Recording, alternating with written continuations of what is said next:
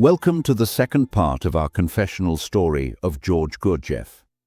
Today we are drawn into the final days of his life, days when his body grew frail, yet his spirit remained unshaken.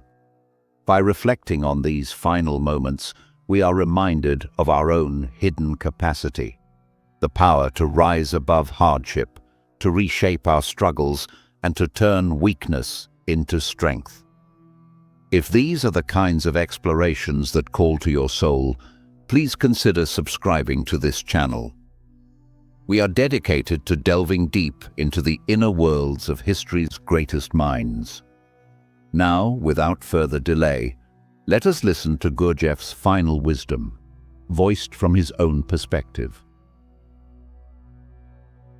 The autumn light falls differently when you know it will be your last.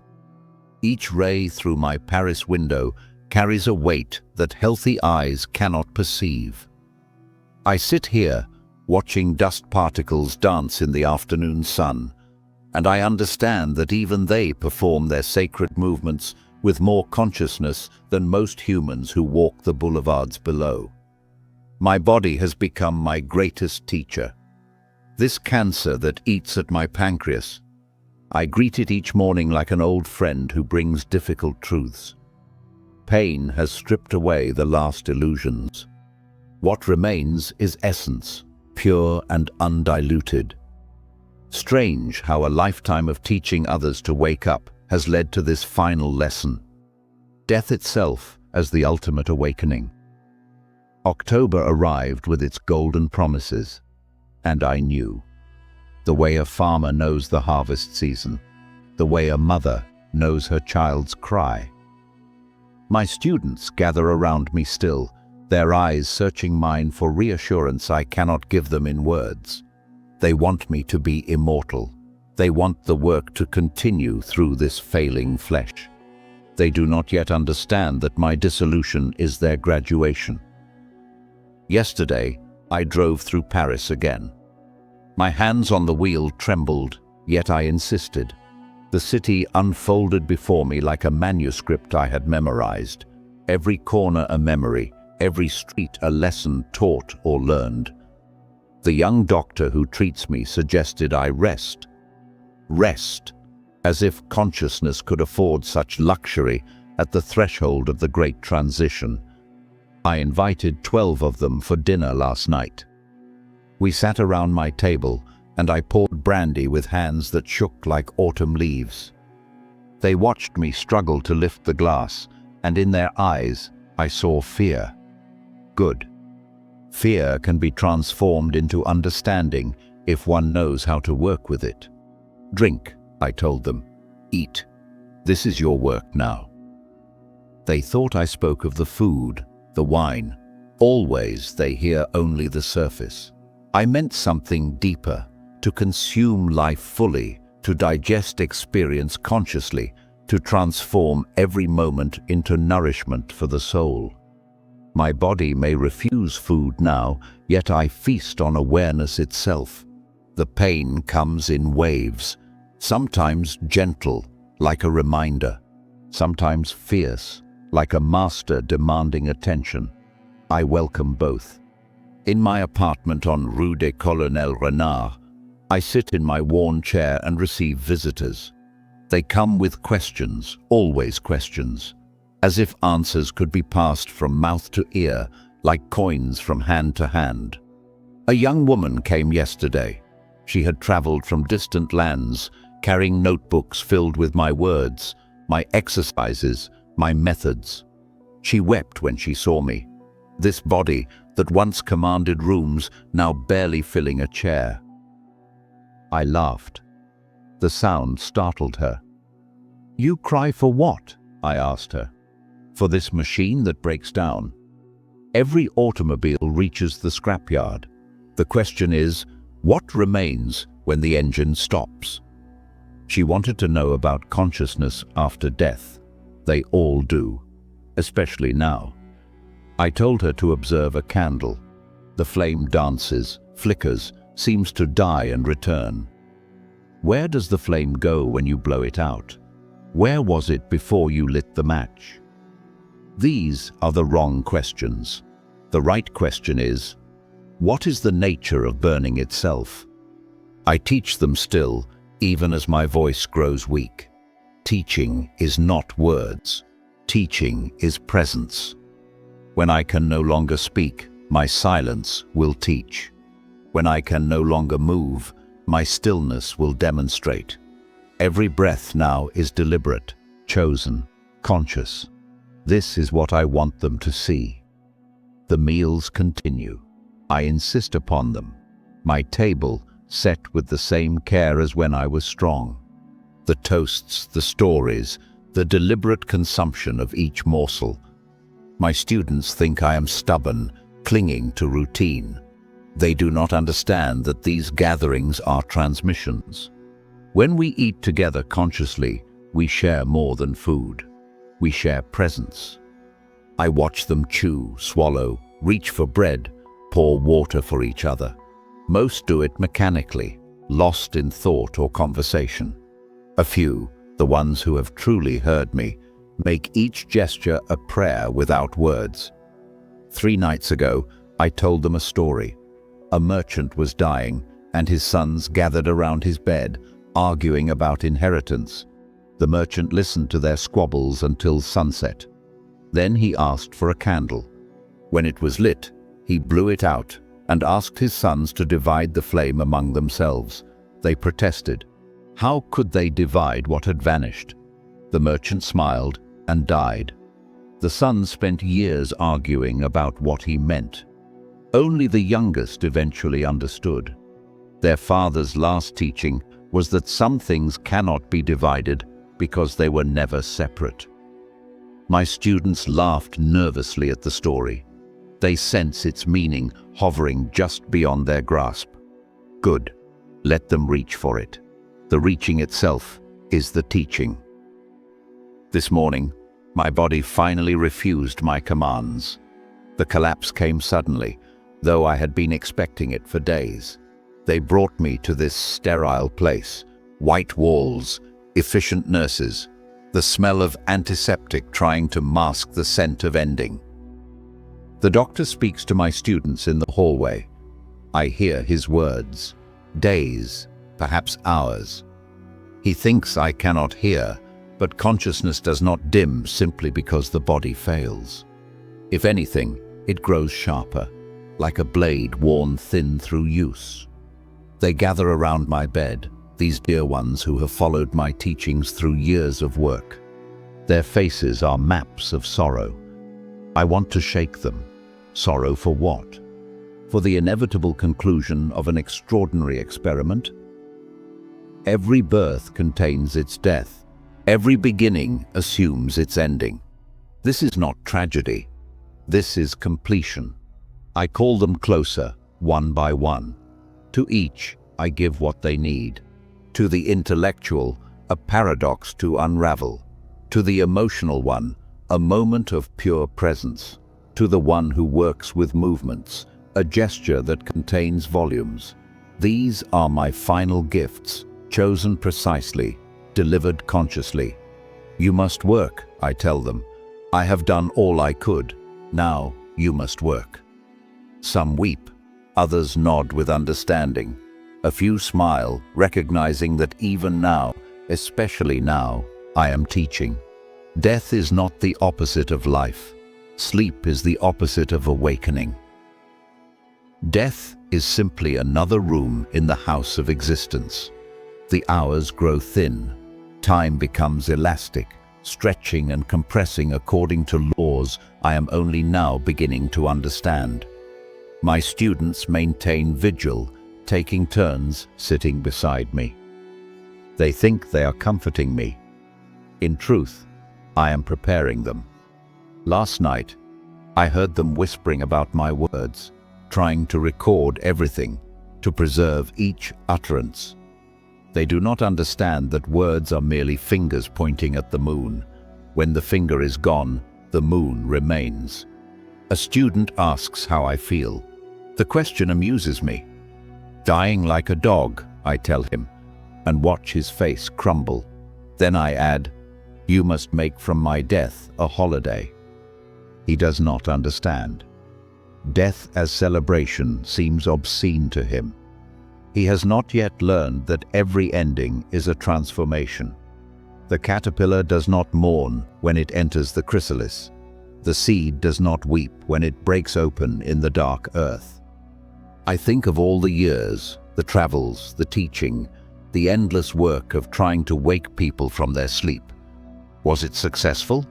The question itself is sleep.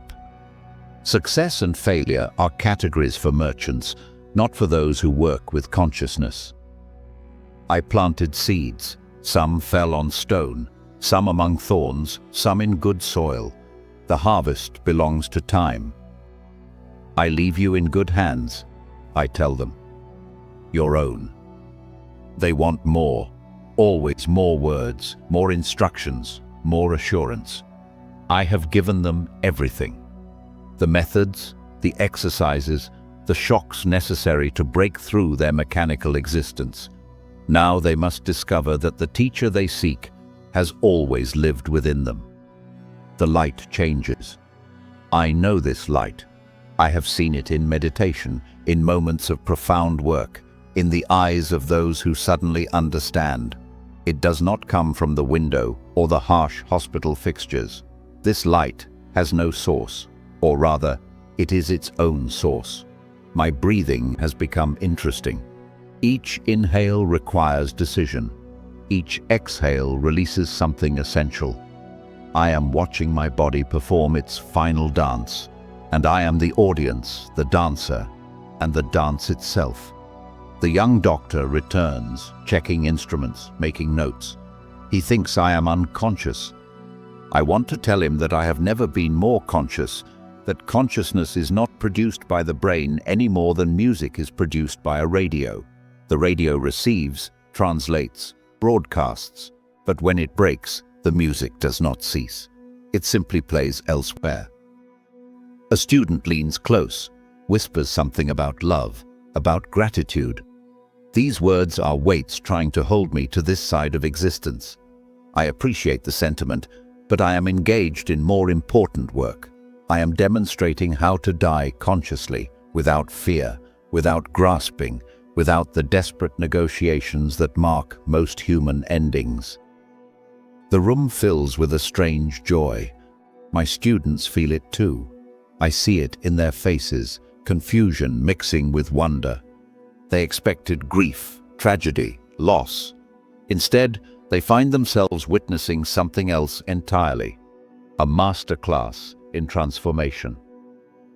I think of all those I have known, all those who sought what I could teach. Most wanted powers, abilities, freedom from suffering. Few understood that the real teaching was simpler and more difficult: to be present, to be conscious, to work with what is, rather than dream of what might be. My body has become a distant country. I observe its struggles with compassion, but without identification. This separation that mystics speak of, I understand it now not as achievement, but as simple fact. We are not our bodies. We are not our thoughts. We are not our emotions. We are the consciousness that experiences all of these. The room has filled with students. They stand in circles, like ripples around a stone dropped in still water.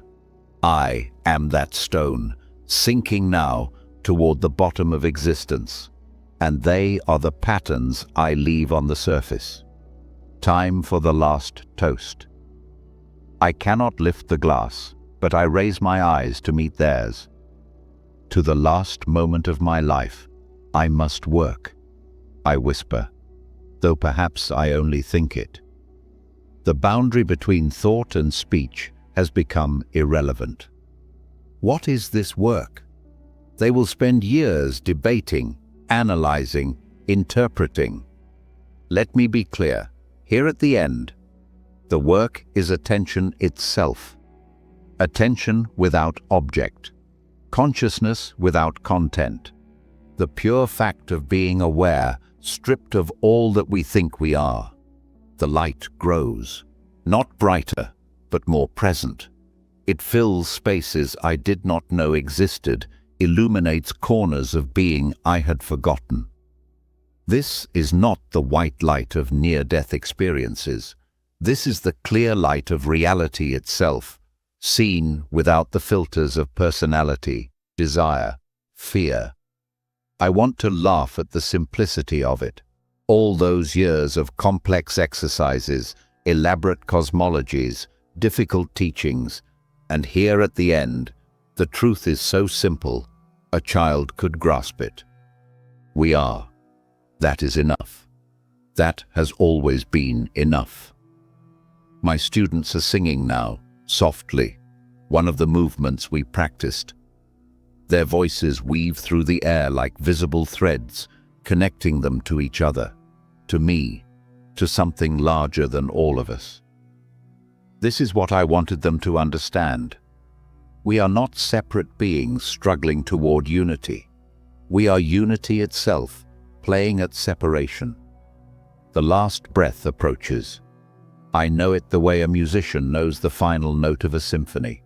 There is no fear, no regret, no grasping for more time. Time itself has revealed its secret. It is not a river flowing from past to future. It is an ocean, and we are waves that rise, crest, and return to the source. Bravo! The word escapes me, or perhaps I only think it. Bravo for this performance called life. Bravo for this elaborate game of consciousness, exploring itself through countless forms. Bravo for every seeker who dares to ask, "Who am I?" The body releases. The machine stops. But I, the I that is not personal, not separate, not bound by flesh, I continue, not as George, not as teacher, not as any identity at all, simply as the conscious principle itself, the awareness that has worn countless masks and will wear countless more. What remains when the teacher dies? If you seek him in words, you will find only echoes. If you seek him in methods, you will find only maps. If you seek him in memories, you will find only shadows.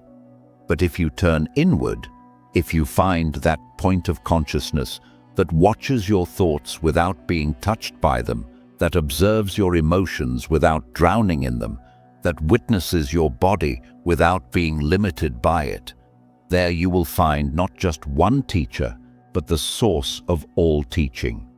The work does not end with death. It does not even pause. Every moment offers the same opportunity to wake up, to pay attention, to choose consciousness over sleep. This is the ultimate teaching, the final gift. You already have everything you need. You have always had it. The seeking itself was the barrier. The trying was the obstacle. When you stop reaching for awakening and simply acknowledge that you are already aware, already conscious, already home, then the real work begins. Then you understand what every true teacher has tried to show you. The light you seek has always been shining from within. Remember this: consciousness does not evolve. It does not improve. It does not progress from lower to higher. It simply recognizes itself again and again in endless forms, through endless eyes, across endless time. You are that recognition. You have always been that recognition. The Master's final day ends, but the mastery, the eternal principle of awakened consciousness, that continues in every reader of these words who stops even for a moment and notices, I am aware, I am here, I am. This noticing, this simple recognition, this is the immortal teaching. It cannot die because it was never born. It cannot end because it never began. It simply is, eternally present, waiting patiently for each of us to remember what we have always known. The work continues.